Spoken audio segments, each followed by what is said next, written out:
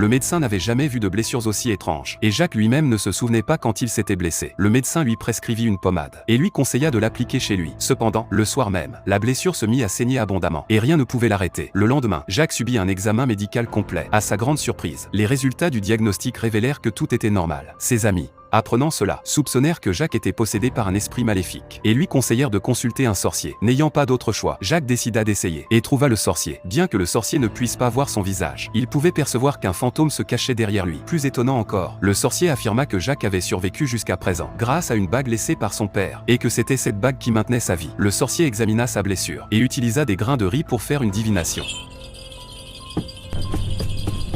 Le résultat montra que la blessure était liée à une croix. Sous les conseils du sorcier, Jacques se rendit dans une église chrétienne, mais une force invisible l'empêcha d'entrer. À ce moment-là, dans l'église, 2 prêtres s'étaient engagés dans un rituel d'exorcisme contre un démon. À leur grande surprise, le démon se libéra soudain de ses liens, et se jeta violemment sur les prêtres. Le jeune prêtre, effrayé, s'enfuit immédiatement, et il ne resta que le vieux prêtre blessé pour affronter le terrible démon. Il était incapable de résister, et ne pouvait que prier. Au moment crucial, Jacques apparut à temps, et repoussa le démon. Le démon, furieux, grimpa sur le toit, et attendit une occasion de contre-attaque. En tant que boxeur professionnel, Jacques savait comment gérer cette tactique. Il tira le démon vers le bas et le plaqua au sol, et il réalisa alors qu'il avait effectivement affaire à un démon, et que sa paume pouvait même le brûler. Le vieux prêtre apporta rapidement de l'eau bénite, et la versa sur la tête du démon. Jacques, confus, tendit sa paume vers le prêtre pour demander des explications, et le prêtre répondit que c'était la stigmate chrétienne.